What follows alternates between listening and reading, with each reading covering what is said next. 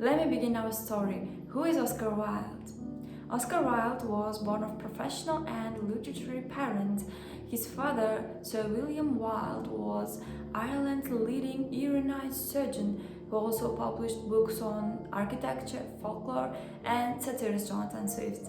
His mother, who also wrote under the name Speranza, was revolutionary poet and authority on Celtic myths and folklore.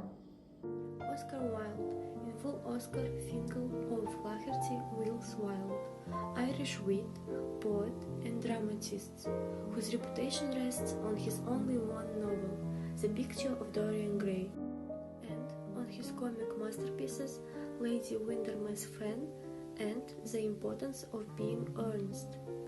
He was a spokesman for the late 19th century aesthetic movement in England, which advocated art for art's sake. In 1884, Oscar Wilde married Constance and they had two children, Cyril and Vivian.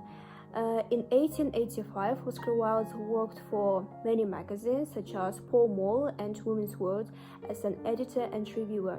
In 1888, he published his first fairy tale, which called The Happy Prince, which reveals his love and affection or gift for the romantic allegory in the form of fairy tales. The Complete Fairy Tales is a collection of stories composed by the Irish poet Oscar Wilde. It consists of two collections of assorted stories, such as The Happy Prince and Other Tales, written in 1888, and The House of Pomegranates, written in 1891. These have stories of morality, unconditional love, and wit, and considered to be a part of children's literature. Of all of Oscar Wilde's fairy tales for children, The Selfish Giant has the strongest Christian symbolism and is meant to be read and analyzed as an allegory for Christian love.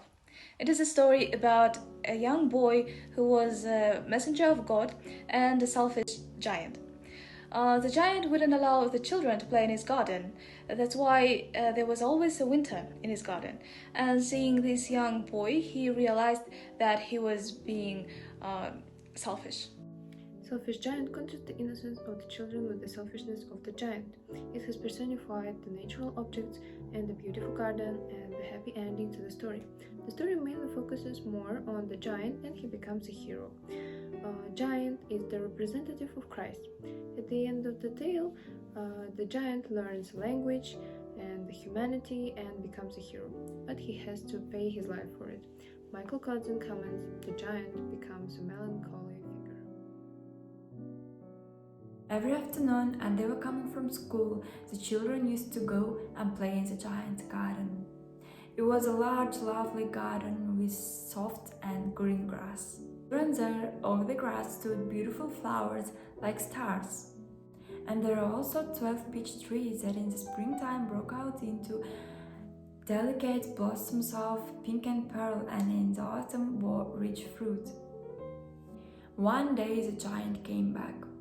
He had to visit his friend Cornish Ogre and stayed with him for 7 years. After the 7 years were over, he had said that all he had to say was limited, and he was determined to return to his own castle. When he arrived, he saw the children playing in the garden. "What are you doing here?" he cried in a very gruff voice. "My own garden is my own garden," said the giant, "and anyone can understand that I will allow nobody but myself to play in it," he said, and put a high wall and put up a notice board. "Trespassers will be prosecuted," and the children ran away. He was a very selfish giant. The poor children had now nowhere to play. They tried to play on the road, but the road was very dusty and full of stones, and they didn't like it. They used to wander around the high wall when their lessons were over and talk about the beautiful garden inside. "How happy we were there," they said to each other. Then the spring came, and all over the country there were little blossoms and little birds. Only in the garden of a selfish giant it was still winter. The birds didn't care to sing in it as there were no children, and the trees forgot to blossom. Once a beautiful flower put its head out from the grass, but when it saw the notice board, it was so sorry for children that it slipped back into the ground again and went off to sleep. The only people who were pleased were the snow and the frost. "Spring has forgotten this garden," they cried, "so we will live here all the year round." The snow covered up the grass with your great white cloak, and the frost painted all the trees silver. Then they invited the north wind to stay with them, and he came. He was wrapped in furs, and he rode all day about the garden and blew the chimney pots down. "This is a delightful spot," he said. "We must ask the hail on a visit." So the hail came. Every day for 3 hours he rattled on the roof of the castle till he broke most of the slates, and then he ran round and round the garden as fast as he could go. He was dressed in grey, and his breath was like ice. "I cannot understand why the spring is so late in coming," said the selfish giant. But the spring never came, nor the summer. The autumn gave golden fruit to every garden, but to the giant's garden she gave none. "He is too selfish," she said. So it was always winter there, and the north wind and the hail and the frost and the snow danced about through the trees. One morning the giant was lying awake in bed when he heard some lovely music. It sounded so sweet to his ears that he thought that it must be the king's musicians passing by. But it was really only a little linnet singing outside his window, and it was so long since he had heard a bird sing in his garden that it seemed to him to be the most beautiful music in the world. Then the hail stopped dancing over his head, and the north wind ceased roaring, and a delicious perfume came to him through the open casement. "I believe the spring has come at last," said the giant, and he jumped off the bed and looked out. What did he see? He saw a most wonderful sight. Through a little hole in the wall the children had crept in, and they were sitting in the branches of the trees. In every tree that he could see there was a little child, and the trees were so glad to have children back again that they were covered themselves with blossoms and were waving their arms gently above children's heads. And birds were flying about twittering with delight, and the flowers were looking up through green grass and laughing. It was lovely scene, only in one corner it was still winter. It was the farthest corner of the garden, and in it was staying a little boy. He was so small that he could not reach up to the branches of the tree, and he was wandering around, crying bitterly. The poor tree was still covered with frost and snow, and the north wind was blowing and roaring above it. "Climb up, little boy," said the tree, and it bent its branches as low as it could, but the boy was too tiny, and the giant's heart melted as he looked out. "How selfish I have been," he said. "Now I know why the spring would not come here. I will put that poor little boy on the top of the tree, and then I will knock down the wall, and my garden shall be the children's playground forever and ever." He was really sorry for what he had done.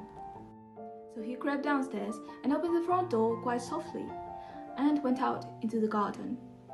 But when the children saw him, they were so frightened that they all ran away, and the garden became winter again. Only the little boy did not run, for his eyes were so full of tears that he did not see the giant coming. And the giant stole up behind him and took him gently in his hand and put him up into the tree. And the tree broke at once into blossom. The birds came and sang on it, and the little boy stretched out his 2 arms and flung them round the giant's neck and kissed him. And the other children, when they saw that the giant was not wicked any longer, they came running back, and with them came the spring. "It is your garden now, little children," said the giant, and he took a great axe and knocked down the wall. And when the people were going to market at 12 o'clock, they found the giant playing with the children in the most beautiful garden they had ever seen. All day long they played, and in the evening they came to the giant to bid him goodbye. "But where is your little companion?" he said, "the boy I put up into the tree." The giant loved him the best because he had kissed him. "We don't know," answered the children. "He has gone away." "You must tell him to be sure and come here tomorrow," said the giant. But the children said that they didn't know where he lived and had never seen him before, and the giant felt very sad. Every afternoon when school was over, the children came and played with the giant, but the little boy, whom the giant loved, was never seen again. The giant was very kind to all the children, yet he longed for his first little friend and often spoke of him. "How I would like to see him," he used to say. Years went over, and the giant grew very old and feeble.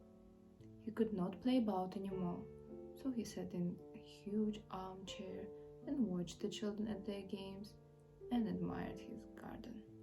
"I have many beautiful flowers," he said, "but the children are the most beautiful flowers of all." One winter morning he looked out of his window as he was dressing. He didn't hate the winter now, for he knew that it was merely the spring asleep and that the flowers were resting. Suddenly, he rubbed his eyes in wonder and looked and looked. It was a marvelous sight. In the farthest corner of the garden was a tree, quite covered with lovely white blossoms. Its branches were all golden, and silver fruit hung down from them, and underneath it stood the little boy he had loved. Downstairs ran the giant in great joy, and out into the garden he hastened across the grass and came near to the child.